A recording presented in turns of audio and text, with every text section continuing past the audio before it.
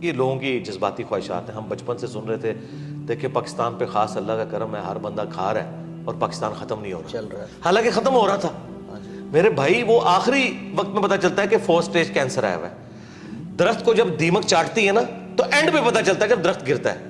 ہم تو اس وقت بھی کہہ رہے تھے کہ یار ایسا نہیں ہے, اس کو روحانیت کے ساتھ نہ جوڑیں. لیس للانسان الا ما سعی, اللہ نے دنیا کو اسباب کے ساتھ جوڑا ہے, انسان کے لیے وہی ہے جس کی وہ کوشش کرتا ہے. ایسے نہیں ہوگا. آپ اگر سردیوں میں ٹھنڈے فرش کے اوپر ننگے پاؤں پھیریں گے تو انشاءاللہ ضرور بیمار ہوں گے. آپ بسم اللہ پڑھ کے ساکٹ میں 2 انگلیاں دیں گے تو انشاءاللہ ضرور موت کا شکار ہوں گے.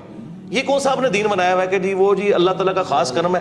اللہ تعالیٰ نے تو, اللہ کا تو کوئی رشتہ دار نہیں ہے, سیدھی سی بات ہے.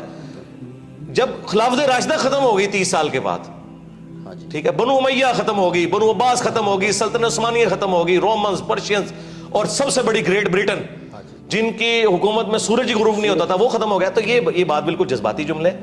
یہ جو پاکستان چل رہا تھا نا ابھی, وہ چل رہا نہ تو دعاؤں کی وجہ سے چل رہا تھا اور نہ یہ تھا کہ وہ ترقی کر رہا.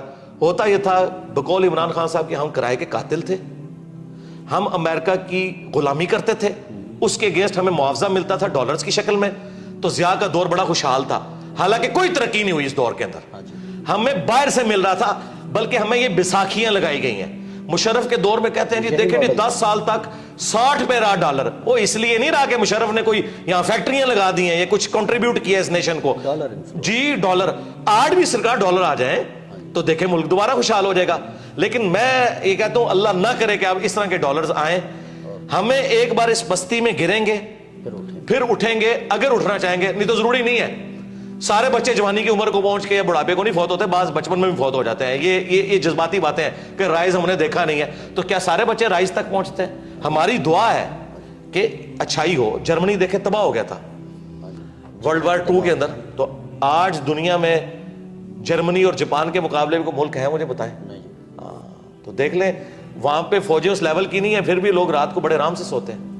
بس آخری سوال ہے سر, نوجوان جو ہیں اس ملک کے وہی وارث ہیں اور وہی تعداد میں سب سے زیادہ ہیں, بس ان کو ذرا مخاطب کر کے, سیاست, معیشت, معاشرت سب تباہ ہے, تو ہمارا مخاطب تو وہی ہے, وہی کچھ کر سکتا ہے. جی نوجوانوں کو میں یہ ریکویسٹ کروں گا کہ آپ لوگ جو ہے نا اپنی تعلیم کے اوپر توجہ دیں. پاکستان میں پاورٹی سرکل سے باہر نکلنے کا واحد ذریعہ اب تعلیم رہ گئی ہے. جس کا جیک لگتا ہے نا یورپ امریکہ میں چلا جائے اعلیٰ تعلیم کے لیے, وہاں سے ریمیٹنس اس ملک کو بھیجے. اس ملک میں اب عام بچوں کے لیے کوئی نوکریاں نہیں ہیں. یقین کریں پی ایچ ڈی بچے اور بچیاں 30-40 ہزار کی نوکریاں کر رہی ہیں ڈیٹا انٹری آپریٹر کے طور پہ. اور اتنا دکھ ہوتا ہے جس کے پاس ریسورسز ہیں, جسے اسکالرشپ ملتا ہے, ملک سے نکلے اور یہاں پہ ریمیٹنس بھیجیں. میں یہ نہیں کہہ رہا کہ آپ ملک ہی چھوڑ دیں, یہاں پہ اپنے ریمیٹنس بھیجیں, اس ملک کی ترقی میں آپ کردار ادا کریں. اور یہ کوئی عیب والی بات نہیں ہے. اس وقت بھی آلموسٹ 1 کروڑ کے قریب پاکستانی باہر کے ملک میں بیٹھا ہوا ہے. اور اپنی تعلیم کے اوپر توجہ دیں. اور اگر کسی کے والدین کا کوئی کاروبار ہے تو تعلیم کے ساتھ اس کاروبار میں بیٹھنے میں کوئی آر محسوس نہ کریں. یقین کریں کتنے ان پڑھ لوگ ہیں جنہوں نے ہزاروں پڑھے لکھے نوجوانوں کو جابز دی ہوئی ہیں.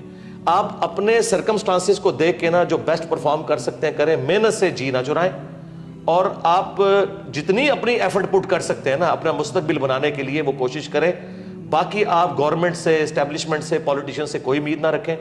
بالکل کوئی دور دور تک حالات و واقعات یہاں نظر نہیں آ رہے ہیں. جس کا کوئی جیک لگتا ہے بھائی یہاں سے نکلیں اور یہاں آپ پیسہ بھیجیں. میں نکلنا وہ والا نہیں کہہ رہا جی ان کو چھوڑ دیں شرنے کے لیے, یہ میں نہیں کہہ رہا.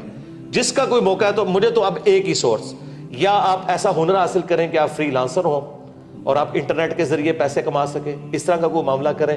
اور جن کے پاس پیسہ ہے نا یار وہ کنٹریبیوٹ کریں نیشن کو.